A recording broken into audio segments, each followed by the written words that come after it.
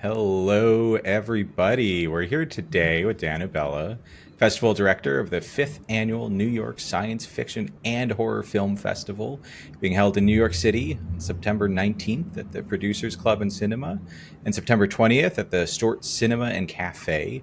And there are even some online screenings. Be sure to join for feature length and short films, Q&A sessions, lots of sci-fi and horror enthusiasm. Dan, welcome to Cinematic Anarchy. We're super happy to have you here. Thanks for having me. Yeah. So, if I'm right, this is the 5th annual of the film festival. Yes, Congrats. Yeah, congrats to making it 5 years. Tell me a yes. bit about how it feels to reach that milestone. They say 5 years. If you made it by then, you're coasting. I'm not so sure about that, Yeah. but yeah, we have reached that milestone. Well, it all started back in 2016 or so, and we thought of back then there were no sci-fi festivals in New York to speak of. You had a horror, Right. New York horror, but nothing sci-fi, exclusively devoted to sci-fi. So that Right. was a good time to start doing that. And the first sci-fi really was in 2017, Uh-huh. and we've been running it since then. There was a short pause uh, before COVID. We definitely in COVID moving forward, we've been doing it regularly here in New York City. Yeah, it's wild to me that hadn't existed before. So like what a Yeah, isn't fantastic that? thing. Yes, that is strange. I mean, we really are. Uh, I find it very surprising that it usually would have. You'd be at other festivals in New York City would Right. have a sci-fi here and there, but and then the horror would have a little bit of sci-fi, but nothing exclusively focused on sci-fi. Nothing. Right. I'm Right. actually Dedicated to the genre. I'm actually kind of excited myself. I went ahead and I bought my ticket for your online screenings because unfortunately I don't get to travel all that much. It would be nice to get out to New York, but you know, it's Where are you guys situated? I'm over here in Massachusetts, east coast of Massachusetts, Yeah, and Got I'm it. in Baltimore. Okay. and But one of the really cool things that we do appreciate about the festival is that there is an online component. When did that start, or what was the like impetus for that? Was that a COVID thing? I think that a few people ask us for online, so we Yeah. decided to move forward with that and actually have it on our servers. Because Hmm. during COVID, you had a few companies that were focusing on creating online events. Unfortunately, many of those companies have folded since then. So we decided we want to keep the online edition ongoing. So we decided to have it on our servers, and we're bypassing the extra fees and ridiculous charges these Yeah. companies like to add. That's probably why they folded, because nobody wanted to, pay thousands of dollars to have the website hosted at their server. Yeah, and in my experience, those websites are fraught with issues at Oh the yeah, worst of times. So something definitely. maintained at home is nice. That's You have a lot more control over that. Yeah. So tell us a bit about like what the horror hounds and sci-fi enthusiasts can look forward to seeing as a part of the festival this year. Well, we have a one thing that makes sets our festival apart from others is that our films are really from all over the world. This Yeah. year, the curating is very much focused on creating an international selection, not just focused. Although we have a good amount of New York, tri-state filmmakers, but we also have as far as Bahrain, India, China, Japan, Mexico, Spain, Yeah. UK. So we do want to cover the wide range, both in horror and in sci-fi. The kind of films are our mission is basically to have sci-fi that is entertaining, but also that is provocative, that engages discussion. Right. That isn't something that just lays it out and then you forget about it 2 minutes later. But something that really gets the conversation going, because as far as I'm concerned, we're already living in a sci-fi universe. Uh, Sure. you mentioned physics, and I remember a few years back we brought in Ronald Mallet. Uh-huh. He's a professor emeritus at UConn, PhD, and he's working on a loophole to. He's found a loophole in Einstein's field equations, so theoretically you could send a particle back in time. That is a time travel machine. Right. Of course, a lot of scientists have said no, the amount of energy required will be the entire energy of the galaxy. But he says that's an engineering issue. It's not a science issue. Very smart, because when you think about it, back in the early 20th centuries, no, there's no way man can fly. So we went with design. Yeah, you see these birds flying all over the place. Eventually, someone came up with the right engineering breakthroughs that enable that to happen. So he feels that perhaps not right now, but in the next 50, 20, 30, or 40, 50 years, we'll be able to send a particle back in time, which is kind of wild. Sci-fi, Yeah, basically. yeah. Sci-fi indeed. So one of the like really cool things about working with more independent creators is that they're bringing a lot of fresh ideas to the table. I mean, big studios rely on like established IPs to tell stories, Right. but independent creators can explore some new ideas. What's your like favorite part of highlighting independent creators, and what are some of the really cool ideas that they're bringing to the festival this year? Well, I'm always want to be. I'm looking both in our screenwriting competition and film. We're looking for new stories, something Yeah, new, twisted, different, because we're told with basically the same stories have been covered, and but anyone who reads a little bit of literature or is just aware of what's going on, there's so much to draw from to repackage something that is powerful and compelling.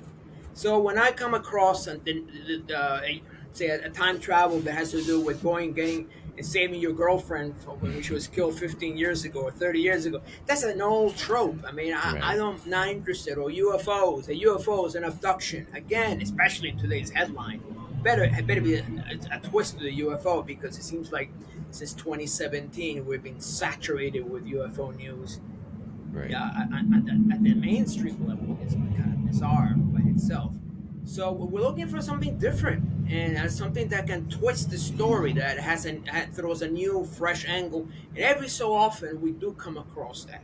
Not all Right. the time, though. I mean, and it breaks my heart to see so many filmmakers make amazing films. You can see they spend a lot of money, but the story is lousy. It's just not You still original. need a water? Far from original. Huh? Right. And the So every so often, if your characterization is good and if your dialogue is good, you can get away with it. But you really gotta Because you be, texted one of us to especially with water. so much content out there. But there's still room for growth in my book. Yeah, yeah. I mean, one of the cores of a good film is having that good story. Got it. So I'm really interested to hear like what are your sci-fi fan origins? What got you into the genre? Oh, I mean, I go way back. I mean, you might. Yeah, I've been a big fan of sci-fi from The Fly. This is the original one, Vincent yeah, Price. Remember that?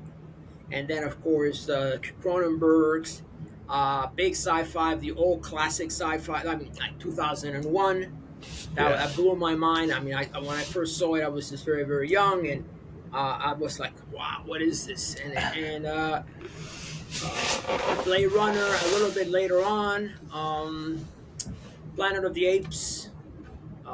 This is the All kind of stuff that classics. really, I mean, I feel that sci-fi is more and more a. I always found sci can be very inspiring. For instance, that very same scientist is working on a time travel machine. Well, he got inspired by reading after his father passed away from a heart attack at a Hmm. very young age. He fell into a deep depression, but he came across this book called The Time Machine.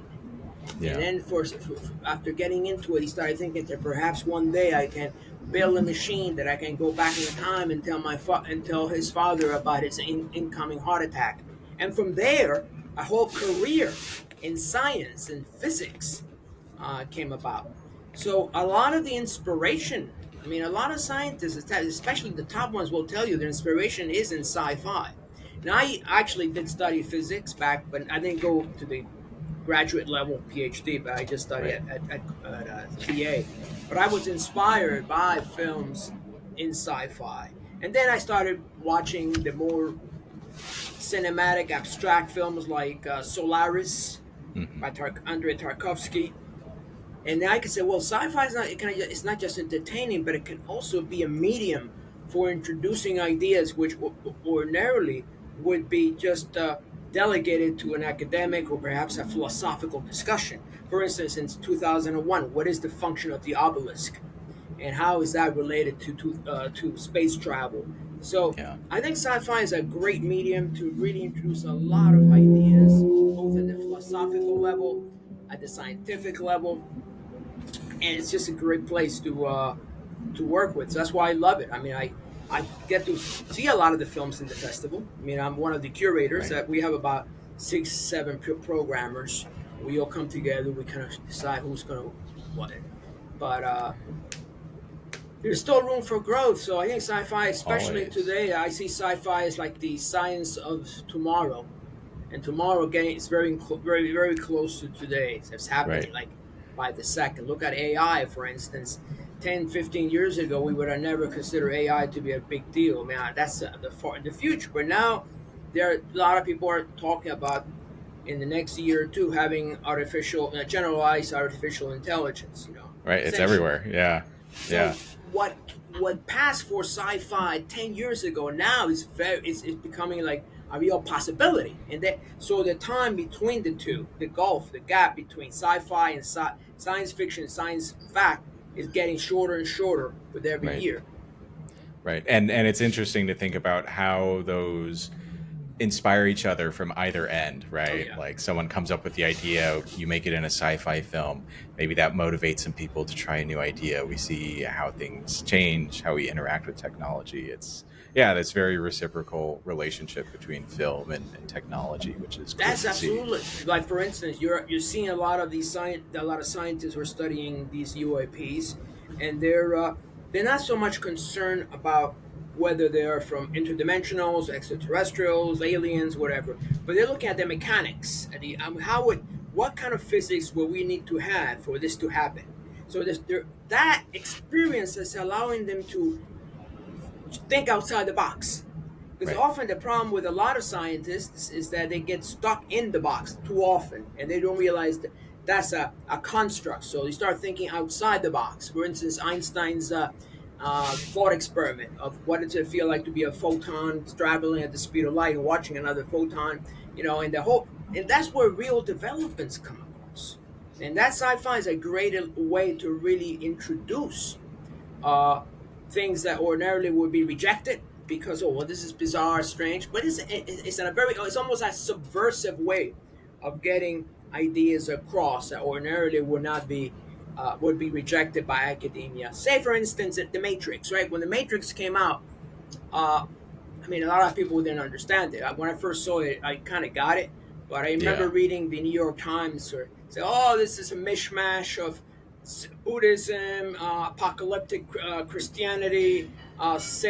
But that's not the point of the Matrix, right? And then a few years later, now scientists are very serious to talk about, well, perhaps we are living in a simulation, which is bizarre. You would have told that 20 years ago, 1990s, to someone, they would have laughed and said, "This guy's strange." So almost anything that the simulation theory, the idea that someone Neil deGrasse Tyson says, yeah, we have about 40 or 50% chance that we're living in a simulation. That alone is bizarre, but Yeah. that's what's being accepted, and I don't think a lot of people don't really realize how the significance of all this. That a lot of things that are sci-fi are now sci-fact or sci-possible, Right. whether it be UFO, time travel, simulation, alternative realities. What do you call this? AI. So what's left? So that's Right. where the sci-fi people have to think ahead of the game because science fact is catching up very fast up to science fiction. So to say, oh, well, I'm Absolutely. going to do another UFO movie, an abduction movie, no. You stay away with it. That's already overdone. You got to do something new. That's what we have Right. the point of the festival. Yeah, I mean, it sounds like, right, that's kind of one of the main reasons why sci-fi is an important genre to be keeping alive. Yeah, definitely. And it has to keep evolving too. Um, it's really not just something that is static, that's defined only Right. by technology. there are various kinds of sci-fi. You got the more philosophical sci-fi of, say, Tarkovsky. And then you got more Star Wars driven, like Hmm. Lucas, and and then you have things in between. Right. The Matrix, which is a lot of it was just visual effects. Some of it was interesting to ruminations and nature of reality. So I do think that we have there's a lot of room for growth, and so when I look at the films or the shorts or features, I'm looking for something different, not the same old tropes, because that's already really getting to the point that nobody. And I got this documentary from Turkey, and it was on the UFO story, and I looked at it, and it's great, well done, but Right. what's the catch? There's so much of it already because it was Right. done in Turkey. That's not enough to compelling to be selected. So we really are. We're always looking for ways to introduce new ideas into the cauldron, new concepts, new. And believe there are a lot of cool stuff that. And Yeah. sometimes you got filmmakers who will. They're short. It's really good. And then I email them and say, "Hey, listen, will you be interested in writing a feature script? Because there's a possibility this could be." And they never hear from them. Mm. It's like some stuff they have gold, they don't even know they have it. So I Sure. try to work with them and say, hey, this is something you really need to pursue. This is awesome. Yeah. Totally. So you've been doing So, this. oh, Oh, go my apologies.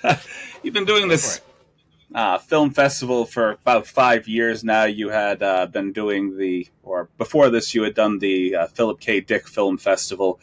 Got it. Do you have any favorite selections of short films or films from the past that you presented at these film festivals, or things that you're excited that you're presenting this year?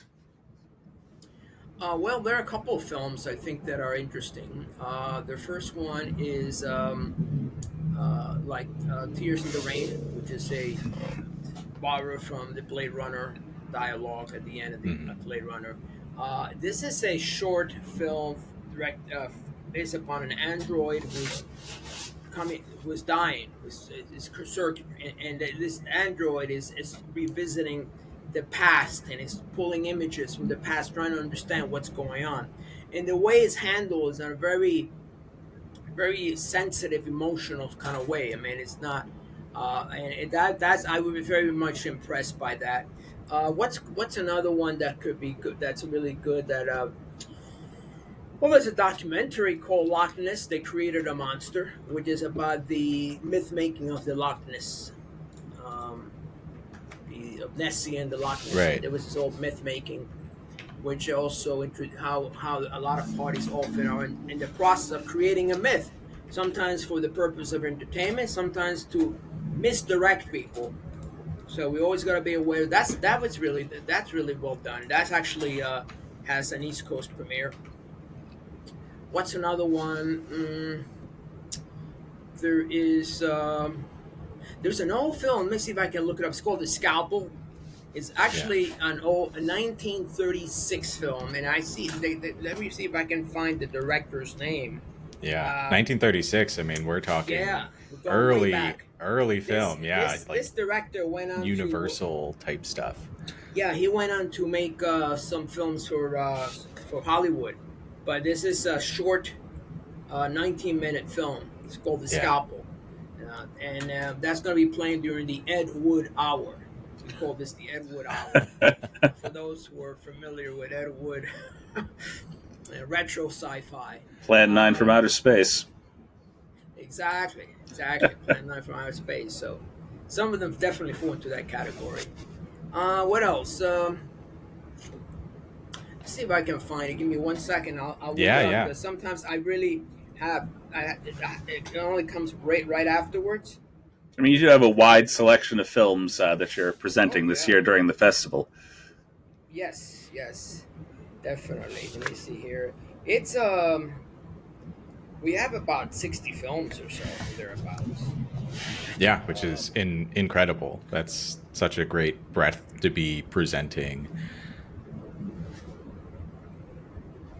okay. Yes, I. 1 second here. Just Yeah. have to. I have so many films that sometimes, like some of them are on the tip of my tongue. Some of them they don't. Okay, here we go.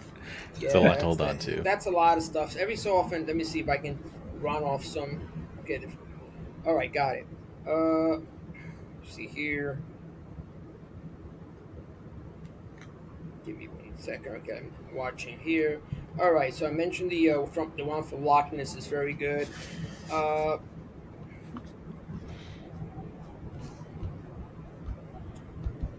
okay. All right, so we got one called Hypatia. Or Hypatia. I don't know how to pronounce it. It's from Finland. It's Yeah. this kind of we really like this one because you have this couple, a skeptic and a believer, who are charged to investigate this strange looking cylinder monolith, and the whole short revolves around them. What does the monolith means? And so the one of the partners is very much a skeptic and a scientist, doesn't really think of anything, whereas the other one really believes the monolith does represent something much more transcendent. We like this because it has a slightly different. It's not so heavy. It's very little action, to Yeah. speak of. But this is kind of thing that reminded me a little bit of 2001. Yeah. What's Sounds another? heavier on the philosophical, That's which is heavy. That really one on the interesting. philosophical, yeah. Then we have the variation game. This one's in China. It's very good. It's basically this is something that a lot of artists will have to contend in the future. So essentially, this pianist has been assigned the task of evaluating whether this android can. It's essentially testing for the Turing test. The Hmm. android apparently can play a certain sonata, right? And the question is, can you do so in a way that is indistinguishable from a normal pianist? Yeah. And the whole film revolves around where does intelligence, what is the nature of human intelligence versus AI? So that explores it. Very well done.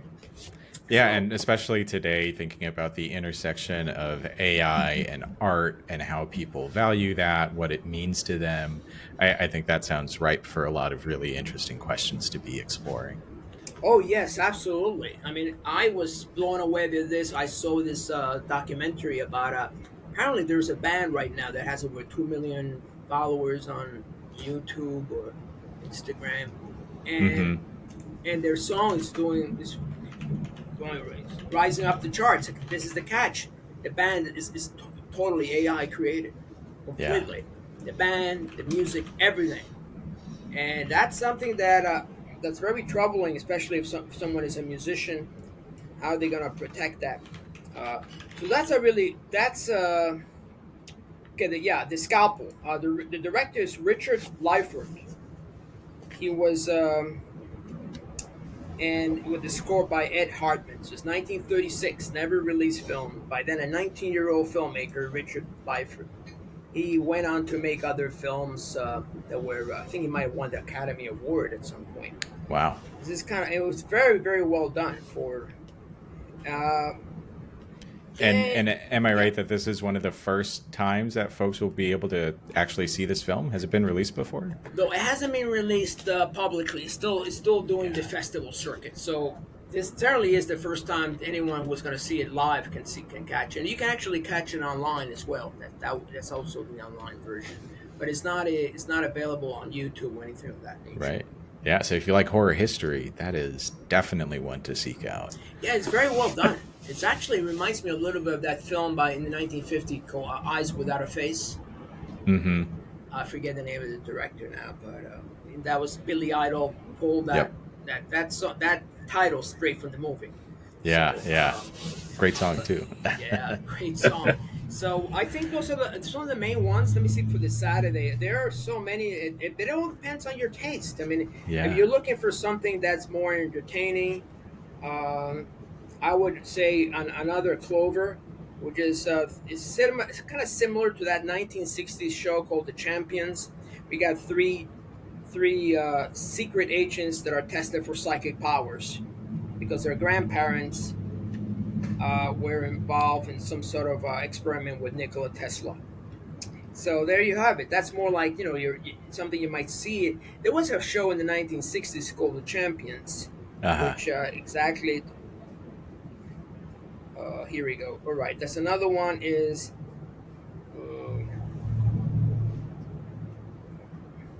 see here. Oh, Treasure Imagination by director Scott Rice. That's like a little, almost like an homage to Indiana Jones, except it's a very young boy who has Uh, these amazing. He's an archaeologist, and it's extremely well. It's not a fan based Raiders. No, no, it's entirely original. But the excitement in 3 minutes, this kid goes through so many challenges, and it's a fun ride. It's yeah, called the Treasure Imagination. And then we have some features that are definitely. Oh, okay. Now we got this other one called the Silver Cord. What I liked about it, it was actually shot on 16 millimeter, love that. and I always have a kind of a soft spot because I directed a feature back in 14, more than 20 years ago called The Final Equation, and that was on Uh, Super 16. That's when we were transitioning to digital. People say, yep, "No, no, you got to do the digital," and I said, "No, no, I want to do film, right. actually work with celluloid." And so the following year, everybody was doing HD. So, so I always have a soft spot for those kind of filmmakers that want to go the extra mile and actually shoot it on film, which is so much harder. Totally. Yeah, a lot of challenges, but as we've talked about on the pod before, challenges create some really awesome final products. So, Yeah, yeah. So I mean, I think that there is enough in this festival for different varieties. So we want to mix it up. So we don't just have a whole block of philosophical or action based. We have a mix. So there's some music videos there. There's some philosophical. There's some a little bit of comedy. We're gonna mix it up, and so that people can get a wide, experience a wide selection of genres. yeah, yeah, and maybe see something that you wouldn't have expected and enjoy it. That's one of the great things about film festivals. Lots of And of great course, pieces. you get to meet. There'll be a lot of filmmakers. I think as of now, there'll be over 20 of them be showing up between Friday and Saturday. Some of them are Right. flying from the Midwest, some from California, from down south. So we have a nice, actually interacting with them, and it's also that's a big difference between just staying home and watching Netflix, right? Right. You have the engagement, the personal interaction. And so, I mean, this is our goal, and of course, we have screenwriting competition, both long script and short script. Hmm. Has that always been a part of the festival? Well, almost from the beginning. I think we introduced it in 2019. Hmm. If, at the Philip K. Dick, we've been doing it fairly early on, like 2016. I think again, part of the reason is to encourage writing because there's too you can easily fall prey to, especially now AI. Which, by the way, we get a lot of AI films, and unless a film has Sure. an amazing plot, we don't care too much of AI because they all look the same. Hmm. It's not like the music counterpart where you really cannot tell the difference between the person and the AI. And again, so a lot of AI generated products, you can still visually, there's a certain texture. You can, oh, this is AI versus, say, CGI versus Right. perhaps some other composition. Yeah, and even with CGI, there's still a human element to it. And The there's humans work in making it. that. Yeah, There's you just work. don't type it on ChatGPT, write me a movie or write me a sci-fi film. Yeah. Speaking of sci-fi films, right? You've watched many sci-fi films. Yeah. I want to hear what's your science fiction comfort movie? Like one that you just keep going back to, you love to watch. Oh, let me see here. Well, I mean, anytime I catch the invasion of the body Uh-huh. snatchers, Uh-huh. it's a good one. I like that. It's an old classic one. I mean, I have the original. I have a more recent, the 2004 version, I think, with Nicole Kidman. But I like the original one, 1958 or something. Yeah. That's a good comfort. Every time I love watching it because it's this very slow movie, but introduces certain elements that kind of that are very they feel very homely, feel very comfortable. That's one. What will be another one? Maybe Planet of the Apes or the Matrix is a little too. I gotta be in the right mood for the Matrix. Right. Yeah. That one makes you think. Primer. I like Primer. When remember Primer came out in 2005, 2004. Uh-huh. Uh, those are the same. Some of the ones that I like that I can watch, several times. Right, right. So it's the Sci-Fi and Horror Film Festival. Has horror always been a part of it? Was that something that got No, added I mean on? I call it supernatural. So, but it's Yeah. within that you have a little bit of horror. And by the way, that by horror it's not. It's more the kind of thing you would see in Predator or Uh-huh. Alien, sci-fi horror. So Yeah. we don't have like slasher films or that. Maybe we'll have a zombie comedy here and there, but Mm-hmm. not at this festival because that's being overdone as well. But Right. in We're general, we familiar have. with zombie comedies here. For instance, we have one right now we're showing called Resonance, which is I think it was influenced by the original Exorcist. The quality of the film, the texture, Mm-hmm. uh, everything is very much. It's a very psychological horror film, a supernatural. It's not so much based. It's blood and guts spilling Right. all over the place. We really don't usually won't screen those kind of films. That's why we kind of call it supernatural because horror can mean anything, right? It Yeah. can mean Jason Part 32 or something. Or, no, we don't. That's why Hey, we call now. it. Yeah, because often we found there were some really good films that had that supernatural element and a little Yeah. bit of sci-fi. So we said, okay, well, we can include that in as Sure. So well. yeah, the horror still has some sci-fi elements in there. And the horror is more visceral. Yeah. It really gets our adrenaline pumping. Excuse me. Whereas the sci-fi tends to be a lot more intellectual, more cerebral in nature. So it's good to have a mixture of both. Yeah, that's speaks to the breadth that the festival's covering again. Yeah.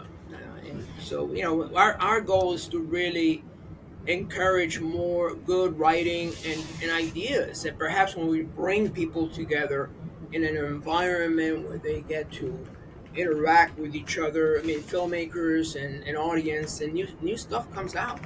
Yeah. And every so often, like there was I understand that when we did a festival to 2016, we had two filmmakers ended up networking with each other. They went ahead and directed a feature. So that's the kind of stuff that we're looking for: networking, helping them, building relationships. So Mhm. for future films. Yeah, a great spot to like build those collaborations, see who's thinking about things that I'm thinking about. What can we do? How can we push the genre forward? Because the film is a collaborative medium, right? So it's Right. not just I could have this amazing idea, but you really need two people. You need to have people who will put it into practice and from beginning to end, right? From the conception to all the way to implementation, all the way to the marketing. Because it Right. seems like these days a lot of that falls on the shoulders of the filmmaker. So you have some filmmakers. I tell filmmakers from the beginning, you start shooting a film, get the word out, start sending teasers, build an Hmm. audience, because too many times they'll spend 3 years making a film, and then I check their email, their Facebook, their Instagram. They have like 30 followers, Right. and that's tough at that point because all the distributors will also look at that. To what's your They may not say it explicitly, but they will see what kind of audience you already have. So it's fun. You're building a community. You're Yeah. just not working in a silo, isolated from everybody else. You're working with others, and so others they follow you on that journey to completion. I think that's also very fulfilling. Uh, so we really are encouraging community-based thinking, not just individuals because behind a great filmmaker is always a great producer. More Yeah. often, producers never really, very rarely credited, but more and more it's very important. In fact, the successful films that we have in our festivals tend to have both filmmakers and producers, because the producer gets involved in the marketing, getting the word out, and the filmmaker is just the idea, the development of the idea. Yeah. Yeah. Both super important roles to have.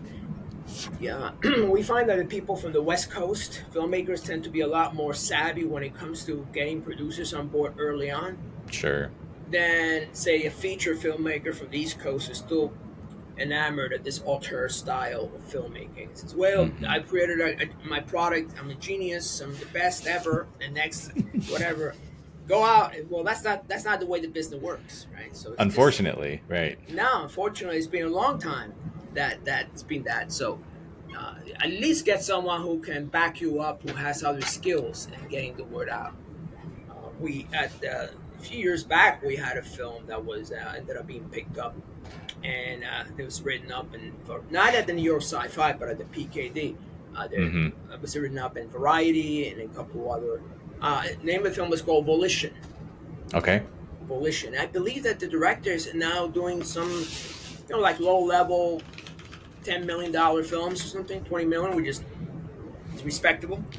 Right. Yeah. It's Yeah. called Definitely. Volition. It did very well actually, and we had it. And great guys are from Canada, so we're always looking for that, helping people move along, maybe getting Yeah. them to the next level. Yeah. It looks like Tony and Ryan Smith. Exactly. Yeah. Great Yeah. guys. And Definitely one to keep an eye out for. and another film that was also went up, and the director went on to work at get a series in the Discovery Channel called the Montauk Chronicles. Okay. That was based on the Montauk Project. Now, the Montauk Project, for those who are not familiar, by now maybe are. You think of Stranger Things. Well, that was heavily influenced by the Montauk Project, an alleged place in Long Island, Montauk, where all sorts of things took place, like time travel, alien hybridization, MKO, mind control, all of the kind of stuff people are talking about very routinely. And then these two guys went ahead and they wrote a script called Montauk, and then later they changed it. They set it in a different state, Stranger Things. But the one of the directors is called the Montauk Chronicles, which is a reenactment of what happened there. He went on to the Discovery Channel, Chris Garitano.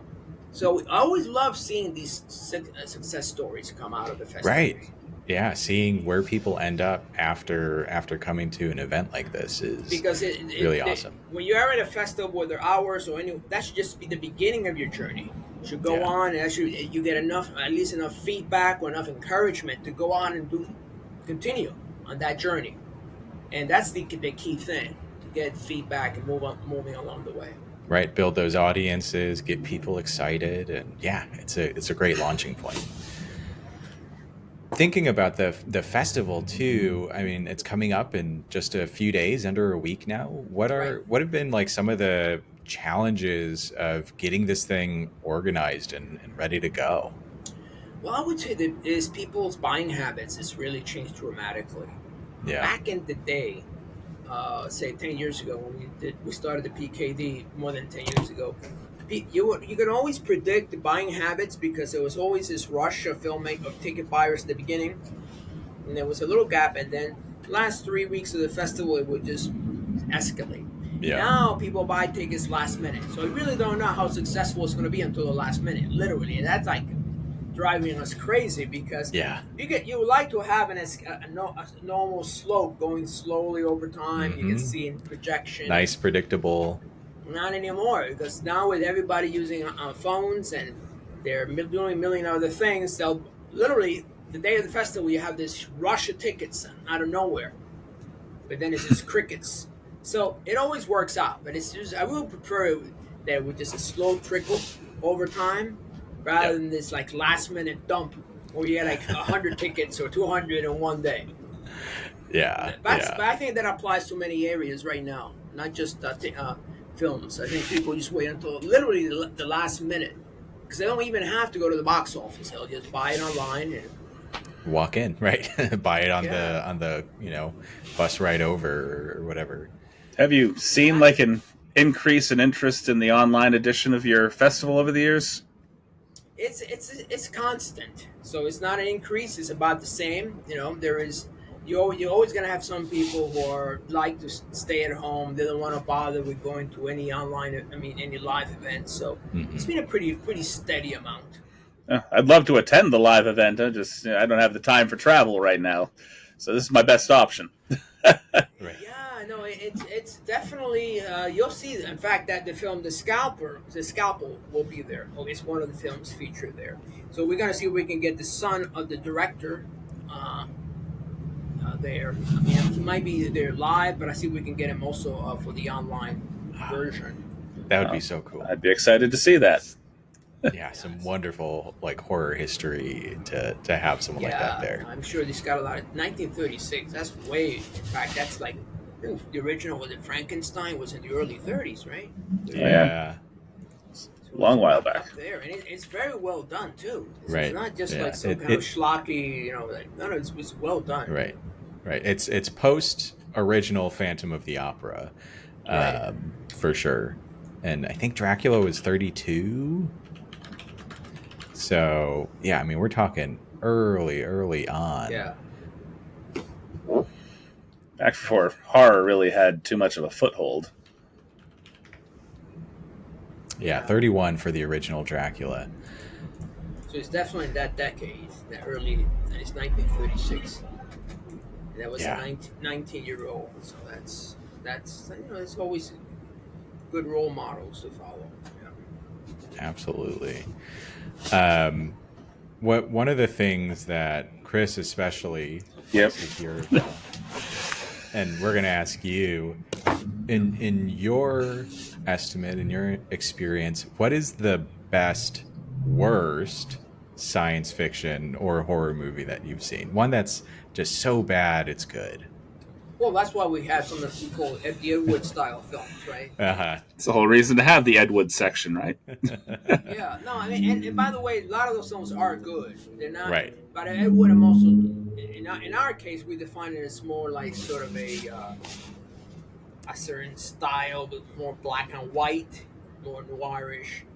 I would, that's hard to say. I've seen some really bad ones, and I tend to forget them really quick because it's awful. I mean, I mean, just here in this festival, we got one that was the acting was really good. The I'm not going to mention the film, but it's not in our festival. But in the middle, there is this weird sci-fi costume alien. It looks awful. Now, the thing about it is that the acting was really good in the beginning and the end. I said, well, this is and Ed Wood, like say Planet Nine from Outer Space. It was bad or it was kind of weird from the beginning to the end. Yeah. But here, it's like the beginning and the end. She actually is a SAG actress or SAG qualified. Uh And I said, huh. why? And sure enough, when I went on her, because I was impressed with her acting, went online, she did not mention this film there, so there may be a reason. But the middle was awful. I mean, this alien was wearing this cheesy costume. And I said, Yeah. oh, this is terrible. And it's Which, like hey, also we love 20-minute film. practical. It would have been. But It would have been. I mean, it would have been better off not have the alien, have more of a psychological. With her yeah. acting alone, she definitely could have pulled it off. But I guess that some people want to go with the alien outfit. Right. Cheesy, very cheesy. I've seen some bad one. There really is no one that stands above. It's just some of them are not necessarily bad, but they're just in a very strange genre. It's not even sci-fi. It's like Yeah. very quirky, bizarro world. They mix in multiple media, and I don't know what to make of this film. Um, so They it's stand awful. out, that's for sure. Yeah, you have Bizarro section. Your Mondo Yeah. Bizarro, right? That's what we call it. Anything that's bizarre and weird, and like you gotta be smoking some heavy stuff just to appreciate that because it's Hey, so. they might have been while writing it, coming up with the idea. Yeah, definitely. No, but I can't really think of that. I do. I think in general luckily the kind of films we get tend to be very good, at least watchable. Of course. I think one of my favorite sci-fi films that I just watched recently. This is in the so bad it's good genre. It's just because I really did not like Sean Connery's performance in the film Zardoz. Oh yes. I remember Just Zardos. Coming from Bond, Anderson tapes, now Zardos. I said, what? That's a little too much. it was it was an off-putting performance for him in general. The film by itself is not a bad film. It was just his performance was kind of. I've seen a lot of Sean Connery films, and it wasn't like. I mean, and Highlander, I guess, kind of falls in some people's so bad it's good category, but he did not put a lot of enthusiasm into that film at all. Yes, definitely. The theme of Zardos was not It's actually an interesting. It's actually, I think, it goes way back to a lot of uh, religious stories dealing about a city that where all the inhabitants live forever, and then once they leave the city, they start dying. It's an old story, Hmm. but the way it was handled, and the idea that at the end it's a Wizard of Oz, and some aspects were cool, but yeah, you're right. It's Connery definitely. He should have been wearing something different too. Yeah, a lot of hairy-chested Connery in what was essentially just underwear with some suspenders. Yeah, it was awful. Yeah, it was bad. So, that's a good example actually because it wasn't horrible. But who directed that film? Was it John Borman or something? I think so. I think, but he's done some other good stuff. He did Excalibur, I think, as I uh, recall. I believe it's the same director. Boorman, Who John did Boorman. Zardos? Yeah, John Borman. Yeah, so he did Excalibur, which was very well done. I mean, it's one of my favorite Grail, movies. King Arthur, Excalibur. I believe it's So, Chris, in this costume, you neglected to mention the fact that he's also wearing thigh-high boots. Oh yeah, yep, Oh yep. yes, now you get that. That was it. Okay. That hat. That's probably the cheesiest part of everything. The boots. You could have been okay. If you're wearing sandals, maybe a robe like an old Roman Yeah, toga, but The entire group boots. of Brutals all sort of had the same outfit. There was like a headdress that went along with the floating, I guess, effigy of whatever their god or what they thought their god was, Zardoz. yeah. Yeah, Uh, I guess that's. Yeah, I wasn't impressed. Yeah, that was. I mean, I like it when he came off Bond. I saw him in the Anderson tapes, which was right. not bad. He plays a killer or a robber, not a killer, a robber, a thief. Hmm. And but then he see him in Zardo, so he's just trying different things. I guess in his Right. early days. He just didn't have that Connery charisma in that film. No, Eh. no, no, zero. It's awful. Yeah, definitely. I would not want to watch that again, though. I mean, that's not a kind of film I want to watch. Well, I watched it once. That was enough for me. yeah, it's interesting seeing people like that because, say, Daniel Craig was in Invasion, and I believe that was before he was Bond. He was Right. selected to be Bond in Casino. Was it Casino Royale? Yeah, I think Invasion came out the year before, something like that. Okay. Yeah, that sounds right. Yeah, but there are always some good films out there that are worth watching, and you watch them again. And man, when I watched Blade Runner the first time around, I fell asleep. I mean, it was not. But then over the years, it grows into you. You really start appreciating. You really start listening to the dialogue, and why is it that this character Deckard, he's always getting beaten up by these androids? But when you think about it, that's very much a PKD thing. I mean, PKD characters are not necessarily characters that are macho, Right. super strong, like Arnold Schwarzenegger or Tom Cruise. No, they tend to be just everyday Joe. So Hmm. it kind of made sense that Deckard would get beaten up, by the androids. Right. But it grew into me. I started really watching it again. I've watched it like 4 or 5 times, and it's the kind of film every time I watch, I appreciate it even more. Yeah. And I think there's like an upcoming series, Blade Runner 2099. Right, and a That's comic based books in the too. I think universe. there's a comic Yeah. Titan. I believe I was just talking to someone who, in a previous interview, and she said that Titan is releasing that book, Hmm. the comic or the graphic novel series 2099. So there is. Yeah. Exciting stuff to be looking But I out think for. the exploring the intersection of AI and humanity is definitely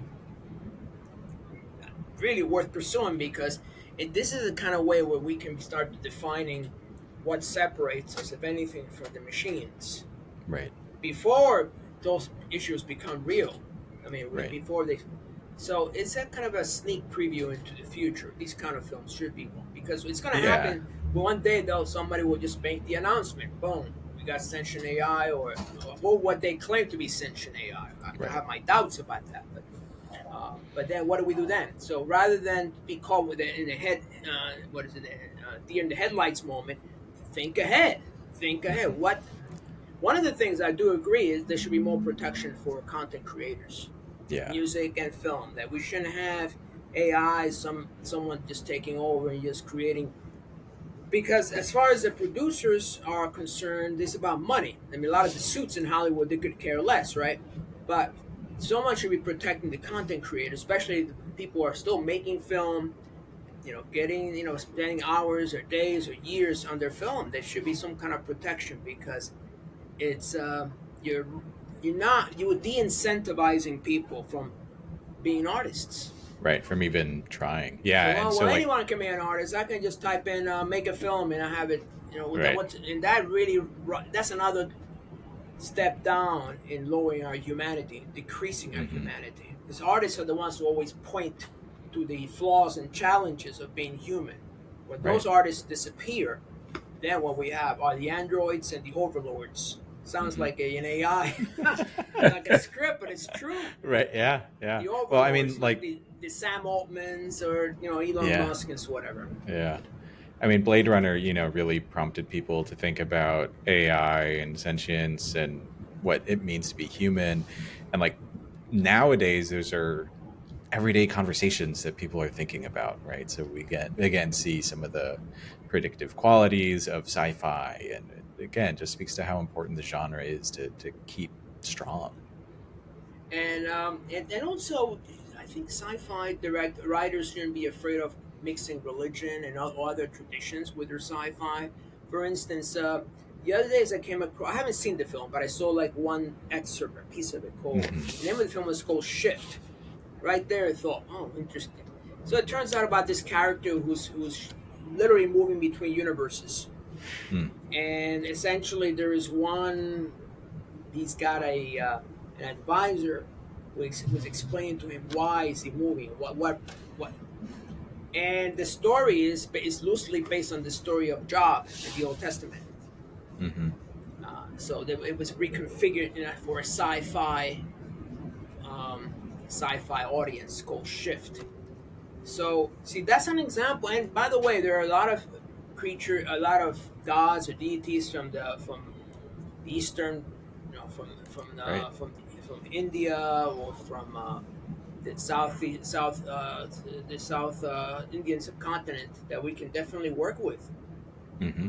And so I think we're going to see more of that going on. Not so sci-fi should be able to incorporate all these elements, whether it be a philosophical, whether it be religious, whether it be technological, space operas, mix them up. Yeah. And in fact, remember it's the old Star Trek episodes. I think it was not the original one, but one with Kirk, where they encounter a being that supposedly is God, but it's not God. It's some sort of other. So it's okay as long as you do it in a tactful way without necessarily preaching to anyone about, hey, this Hmm. is.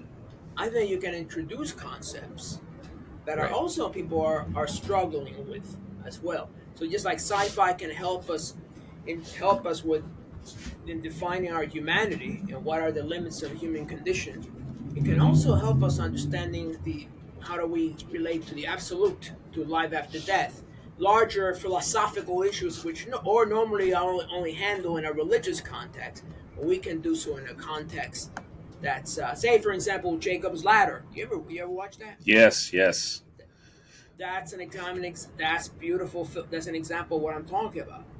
When the script was first written, nobody wanted to touch that script. The story goes, Hmm. it's too terrifying, too. And it was. I remember when I first saw it, man. That film was almost like some kind of acid trip. It was very, hallucinogenic. So some of those visual effects were introduced, were have been introduced just recently in music videos.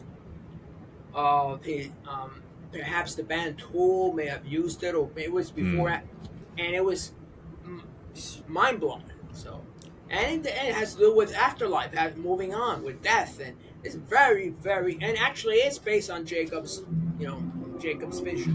Yeah, so it's very powerful. So this is where I ask filmmakers not to be afraid of going to those areas.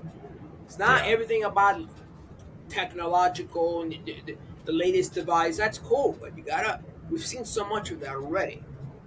You could stay closer to home, but explore other alternative universes, interdimensional universes. Say the movie Adjustment Bureau with Matt Damon, Right. Right. or even better yet, Dark City. Remember Dark City Yes, that's with a Alex Proyas as director. That's one of my favorite films. In fact, some people say that The Matrix stole tons of that from them. And so, yeah, these are the kind of people that we really filmmakers should emulate because it's original. It's different. Yeah, And, sci-fi on as a genre is about exploration, and so yeah, I think encouraging people to do that intellectual exploration as they're coming up with a story is great advice. I would say just read, read. Not just other Yeah, sci-fi authors, but read literature, history. And yeah, unfortunately, that's kind of running against the grain these days. A lot of people just the idea of reading is going on YouTube, right, or, right. or Chat the or, GPT, tell or me about the this. history channel, the history. Uh, Learn right, history through the history. history channel. Yeah, lots of history that we get Ancient on that channel. ancient aliens, yeah, exactly. And we'll get our real facts straightened. So, yeah, but I would say go back to your books. Something called a book, where you can get it on Kindle or and you read it because Philip K. Dick, for instance, he says his influences did not come from other sci-fi. It came from the literary canon, the French literary canon. yeah, And that's what I think I encourage a lot of young filmmakers to do. Just read because there's so much to pull from. Reformulate. The story of Gilgamesh actually might have been the inspiration for what was a movie by Aronofsky that came out many years ago? The second film, not the, Oh, 2049, Blade Runner. no, Darren Aronofsky. He Uh, what was the film? It's not the Tree of Life. That was Terrence Malick. The Fountain. The Fountain. The Fountain. Yes, Yeah, if 2006. you haven't seen that, you gotta see that. That almost bankrupted Aronofsky, by the way. That almost not bank. That almost got him blacklisted from because his film lost money and he'd been doing this for years, and he ended up with his return with that Mickey Rourke film following that Hmm. a couple of years later. So he said that Aronofsky is one of those guys who's just has this grand visionary director, hundreds of millions of dollars, does poorly in the box office. Right. Hugh Jackman, Rachel Weisz. Yeah, it's not a bad film. It's kind of very metaphysical. Yeah, Yeah. so he kind of like changed gears after that, realizing that there was no way it was going to be And that's what happened with Shane Carruth after Primer, the director of Primer, which has to do with time travel. Uh huh. A great film, but he continued making those kind of films, and he became very. He did Upstream Color, which was very metaphysical, and then he was very difficult to work with. So now he's essentially blacklisted from the indie world. Apparently, he had some kind of problem with his girlfriend or some other issue. Now nobody wants to work with him. It's a shame Yeah. because he was talented. He had some interesting things. So you got to find that fine line. Sometimes it's Yeah. just you have these amazing ideas that it cost $300 million, but he made $20 million at the box office. It's not going to help anyone. Right. And sometimes financial successes and like artistic slash inspirational successes are different. Oh yeah. I mean, and we're also living in a different period. Say something like 2001, most likely it wouldn't be made today if it costs a lot of money because uh, it took same with Blade Runner. It took forever to get their money back. It only came once the videos people started watching Right. videos Home of it. video. Yeah, home video. But otherwise, and especially if you go on Netflix, they expect that to take off like a rocket. First day. Immediately. Right. Yeah. Yeah, Yeah. They're looking at vertical, the and day one streams and stuff. and the result is even something like the X Files might have taken a while. It may not have had such a long life on Netflix. It may have been after a couple of seasons removed. Right. So Well, we've Netflix seen- likes to cancel anything. they love Right, they love right. canceling. That's be the middle name. Yeah. Yeah. Yeah. So Dan, I noticed you've been on a few interviews leading up to the event. We've gotten to ask you a lot of awesome questions. I Sure. want to ask, has there been anything that you've been hoping to be asked about but just haven't yet? This Uh, is one of Chris's favorite questions to ask Yeah. outside of the best worst film. I'm sorry, I'm stealing all of your. Hey, it's all right. It's all right. You had a flow yeah, going. I guess it depends, but yeah, for instance, people say, what am I? Is there any product that I'm doing that is separate from a film festival? Right. So that would be one thing that, unless I'm pitching that product, because I have something called the Unseen Realm, Okay. and it's loosely based upon the old Night Gallery, Twilight Zone episodes. Yeah. We were inspired by amazing shorts, mostly borrowed from PKD, but not necessarily PKD, that deal with shorts that have actors, well-known actors like Rutger Hauer or James Hmm. Olmos or Keir Dullea, Margot Kidder. They're all in that. It's a compilation, so we're working in that compilation right now. The first series is out, and the we're hoping to at some point, once we have like 5 episodes. Each episode is about 90 minutes. That's 4 to 5 Yeah. shorts. To start pitching it to one of the streamers for that. Okay. That would be a good way, because one thing I want to mention is that if you're a short film director, okay, so that could be like your showpiece, but it's unlikely that you're going to get it on Prime Video or anywhere Right. else. So what do you do with that? Well, there's now your calling. It's your calling card, right? So you got to go now and make a feature. So I'm hoping that through a series like ours, like Unseen Realm, it gives a second life, so to speak, to these shorts, Yeah. because they end up in YouTube, or sometimes they'll end up in Dust. We just not. I guess they're okay, but Hmm. there are thousands of films in Dust. I mean, how do you tell one from the other? So Right. what sets us apart is I would be essentially introducing the films. I'd be like the Rod Serling type character in Yeah. between, and introducing the little, not quite Rod Serling. Rod Serling was one of a kind, but I'm saying I'll be introducing the films Right. between shorts and give that personal. And that's, I think, that the takeaway with at the end of the day is about having a personal connection.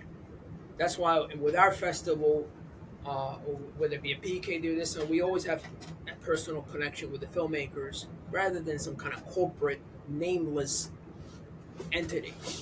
There's Yeah. too much of that already. We got to bring it back to the person, so we can, we connect with each other as a human. It's not just machines or corporations. Right.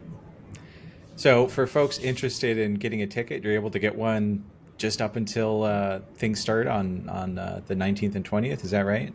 That's right. You can even buy it on the 20th. I mean, there's Yeah. still a few tickets we're selling out on some features. One of the feature is that's doing really well. It's called Rufus, Rufus, Yeah. and I believe it's an East Coast premiere, and it's essentially inspired by Tales from the Crypt. Oh, 4 or 5 short stories. The Love main it. character is kind of this like homeless, maybe homeless, but it's a person who looks very rough. And Hmm. perhaps seeing the other side of life, who introduces these characters along the way. Tales from the Crypt, or I think, was the inspiration.